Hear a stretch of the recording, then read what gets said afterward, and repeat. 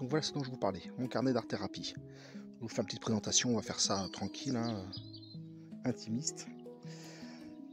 Voilà, vous avez toute une gamme donc de... Vous voyez, vous avez plus d'une trentaine d'exercices. Alors plus ou moins difficiles, comme ça il y en a un petit peu pour tous les niveaux, tous les goûts.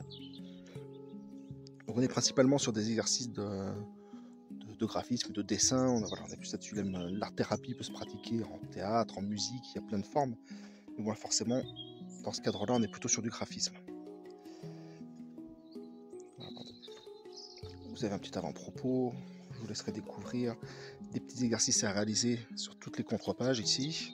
Vous en avez un certain nombre. Vous pouvez imprimer pour le faire, vous pouvez l'imprimer pour le refaire, ou le faire directement sur le carnet. Là vous avez un calendrier pour le faire sur un exercice à faire sur toute l'année pour voir votre évolution. C'est un petit truc sympa et facile à faire. Un petit topo sur la psychologie des couleurs. Voilà. Et puis après bon, je ne vais pas vous faire tout en détail parce que ça prendrait du temps et puis ce serait inutile surtout. Mais vous avez donc du coup, bon là forcément les pages sont blanches, hein, mais vous avez plein d'exercices à réaliser. On va en prendre un. Alors, par exemple, un des plus connus, le mandala.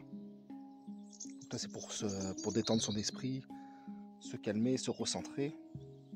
D'ailleurs par rapport au mandala, vous trouverez aussi, j'en ai fait un exprès, donc que avec des mandalas, ça s'appelle 108 mandalas, fleurs de vie. Donc, ce sont des mandalas organiques, basés sur la fleur de vie, le symbole mystique de la fleur de vie.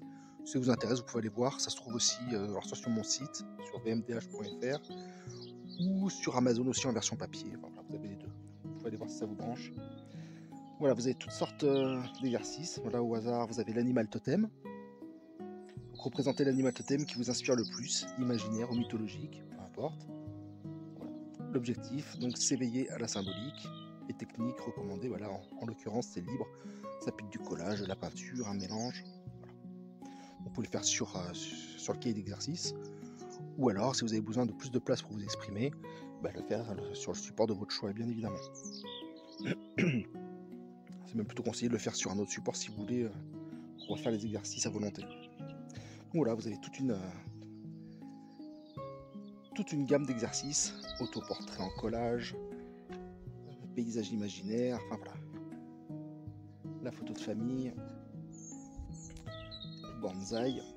Donc, ce sont plein d'exercices. Et là, vous avez d'autres exemples de mandala à la fin. Donc voilà, ça se présente comme ça. Une page, un exercice, tout simplement. Et le but du jeu, ça va être de travailler sur l'expression de vos émotions. Trouver un autre support pour... Parfois, on a du mal à parler. Même à un thérapeute, c'est toujours un peu compliqué. Là, au moins, vous avez la possibilité de travailler à votre rythme. Et ça vous fait un nouveau support d'expression. Donc ça sert à plein de choses. J'ai fait un petit topo pour expliquer aussi dedans.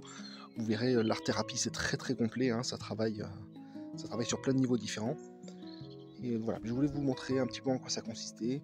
Et si vous avez des questions, n'hésitez pas à me les poser, soit dans les chats ou par mail, ou m'appeler directement si vous trouvez mon numéro de téléphone quelque part. Toutes les références sont dedans. Voilà, donc écoutez, je vous souhaite un excellent printemps 2024. Pour le moment, voilà, je vous parle à l'heure actuelle, on est en 2024. Et je vous souhaite que des bonnes énergies, voilà, pour vous accompagner avec le printemps. Et je vous souhaite un bon retour à la vie. À bientôt, au revoir.